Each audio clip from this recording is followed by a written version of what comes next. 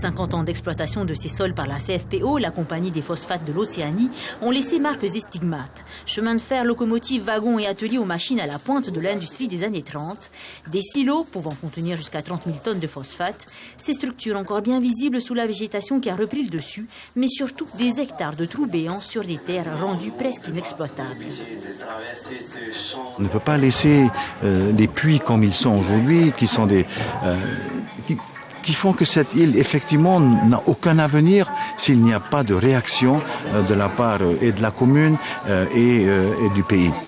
Une solution possible, ce projet de l'Australien Randall Collins. Son entreprise Avenir Makatea propose une réhabilitation de 600 hectares, ici en vert foncé, via l'ouverture d'une nouvelle exploitation minière de Makatea. Pour cela, une première phase consisterait à nettoyer et dépolluer les sites qui contiennent des traces d'amiante afin de procéder à la mise en place de l'exploitation. Nous ne pourrons utiliser que 40% des anciens sites de la CFPO, car il y a beaucoup de structures qui ont disparu aujourd'hui.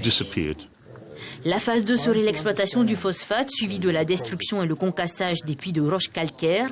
Il serait recouvert à terme d'une couche de terre à reboiser. En tout, 3 milliards de francs seraient investis par les actionnaires étrangers. Mais ce n'est possible que si nous avons le consentement des propriétaires terriens. Sans leur accord, il n'y aura rien. Cette décision divise aujourd'hui la population. D'un côté, il y a ceux qui veulent un emploi stable pour leurs enfants. L'agriculture, je veux bien, mais on va planter où? Dans le trou? Je veux que ce projet se réalise et que ce soit nos jeunes qui puissent en profiter et trouver un emploi. Il y a tant d'avantages, je trouve, dans ce projet-là, notamment cette réhabilitation-là. C'est celle, enfin, pour moi, c'est le fer de lance de ce projet. C'est un combat culturel avant tout. Bon, il faut qu'il soit économique aussi, ça c'est sûr, social économique. Mais il est clair qu'effectivement, Makatea peut prétendre à un changement. Face à eux, il y a ceux qui craignent de voir leur île à nouveau saccagée et qui, malgré les attaques personnelles du maire de Rangiroa, ont eu le courage de s'exprimer. Je ne veux plus qu'on retire ne serait-ce qu'un caillou ou un gramme de terre de notre île. Je ne travaille pas, je fais du copain, je mange comme je veux. Je ne mange pas la viande tous les jours. Je mange le poisson, je suis fier.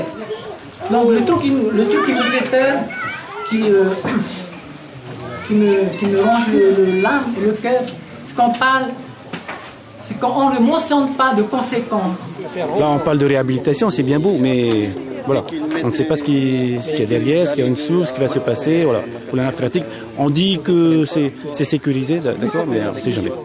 Le questionnement est là. Quelles conséquences sur l'environnement? Quel impact, par exemple, sur les espèces végétales et animales endémiques?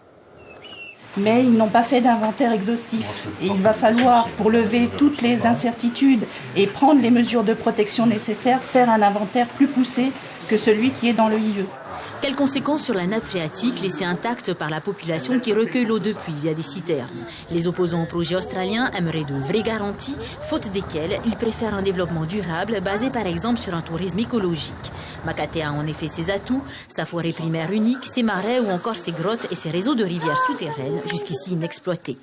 Deux visions de la Polynésie s'affrontent aujourd'hui sur ce bout de terre, aux propriétaires maintenant de donner leur avis sur ce projet.